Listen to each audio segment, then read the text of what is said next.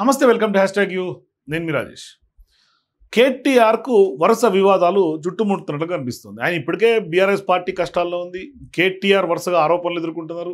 సొంత సోదరి కవిత తీవ్రమైనటువంటి ఆరోపణలు చేస్తుంది కేటీఆర్ మీద. కేటీఆర్ నాయకత్వ పటిమకే ఒక మార్క్ లాగా కవిత వ్యాఖ్యలు కనిపిస్తున్నాయి. ఏకంగా కేటీఆర్ అమెరికాలో ఉన్న సందర్భంగా కేటీఆర్నే టార్గెట్ చేసి కవిత చెలరేగిపోయారు ఈ మధ్య కాలంలో. మరోవైపు ఆమె బీఆర్ఎస్ పార్టీని ఒక రకంగా చెప్పాలంటే పాజిటివ్స్ నెగిటివ్స్ అని లేఖ ద్వారా కేసీఆర్కి రాశారు. మరోవైపు కేటీఆర్ ఫెయిల్యూర్ని కూడా ఆమె ఎక్స్పోజ్ చేస్తూనే మరి ఆమె జాగృతి తరఫున ఇప్పుడు కాళేశ్వరం కమిషన్లో కేసీఆర్కి ఇచ్చినటువంటి నోటీసులు నిరసన దీక్ష కూడా చేపట్టింది. అంటే ఈమె నిరసన దీక్ష చేపట్టింది అంటే కేటీఆర్ ఫెయిల్యూర్ కింద ప్రొజెక్ట్ చేసే ఒక భారీ వ్యూహం కనిపిస్తుంది.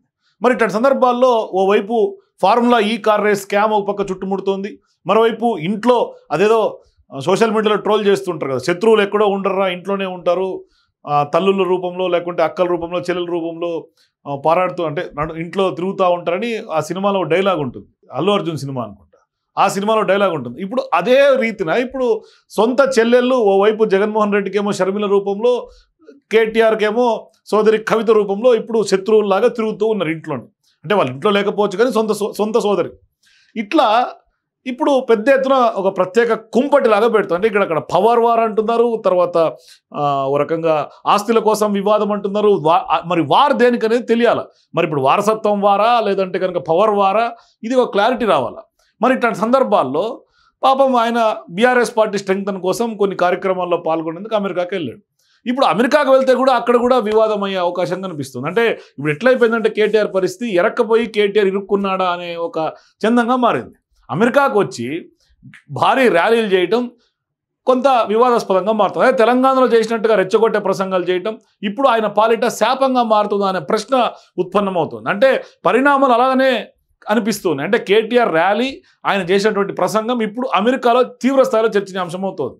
అంటే కేటీఆర్ మీద కేసు నమోదయ్యే అవకాశాలు కనిపిస్తున్నాయన్న అనుమానాలు పెద్ద ఎత్తున పొలిటికల్ సర్కిల్స్లో వినిపిస్తూ ఉన్నాయి.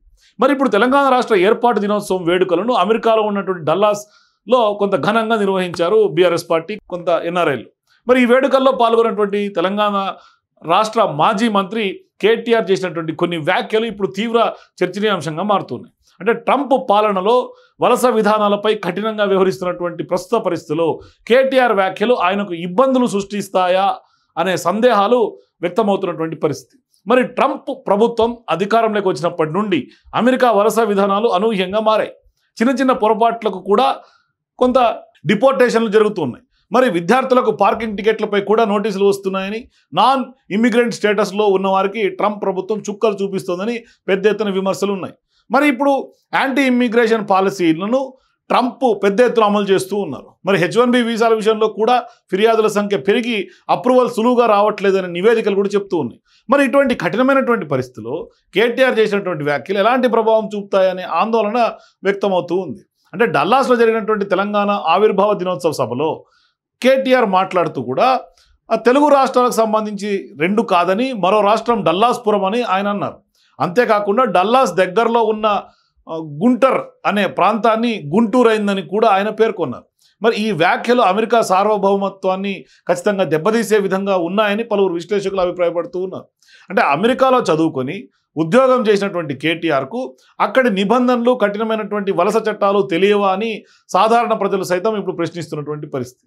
మరి జనాల ఊపులో ఏది పడితే అది మాట్లాడితే ఎలా అని కూడా మరికొందరు ప్రశ్నిస్తున్నటువంటి పరిస్థితి. అంటే ఖచ్చితంగా సోయుణ్ణి మాట్లాడాల స్పీచ్ల్లో అనేది తెలుస్తోంది. మరి ఈ వ్యాఖ్యలపైన ఇప్పుడు న్యాయ నిపుణులు సైతం స్పందిస్తున్నారు. అమెరికా ప్రజలు ఇలాంటి వ్యాఖ్యలు ఎలా స్పందిస్తారు అని కొంత ప్రశ్నిస్తే, మా దేశంలో మరో సందర్శకుడు వచ్చి మరో రాష్ట్రం అయిందని చెబితే ఎలాగుంటుంది అని వారు ప్రశ్నిస్తున్నారు. అంటే న్యాయ నిపుణుల ప్రకారం అమెరికా ప్రభుత్వం తలుచుకుంటే కేటీఆర్ వీసా రద్దయ్యే అవకాశం కూడా ఉందని చెప్తున్నారు. ఇక ఎవరో చెప్పారని ఇలాంటి అమెరికా వ్యతిరేక వ్యాఖ్యలు చేయడం సరికాదని వారు కూడా ఇవాళ హితవు పలుకుతున్నటువంటి పరిస్థితి, వాళ్ళ అభిప్రాయాలు చెప్తున్నటువంటి నేపథ్యం. అంతేకాకుండా ఆ ర్యాలీలో పాల్గొన్నటువంటి చాలామంది మీద కూడా కేసులు పెట్టే అవకాశాలు ఉన్నాయని కూడా నిపుణులు చెప్తూ ఉన్నారు. మరి మొత్తం మీద కేటీఆర్ మీద కొంత అమెరికాలో కేసు నమోదైతే అది పెద్ద సంచలనం అవుతుందని, మరి ఆయన వీసా కూడా రద్దయ్యే అవకాశం ఉందని కూడా కొంత న్యాయ నిపుణులు హెచ్చరిస్తున్నటువంటి పరిస్థితి. ఇలాంటి సున్నితమైనటువంటి విషయాలపై వ్యాఖ్యలు చేసినప్పుడు కొంత జాగ్రత్తగా ఉండాల్సినటువంటి అవసరం ఉందని, లేకపోతే అది తీవ్ర పరిణామాలకు దారి తీయొచ్చని కూడా వారు సూచిస్తున్నారు.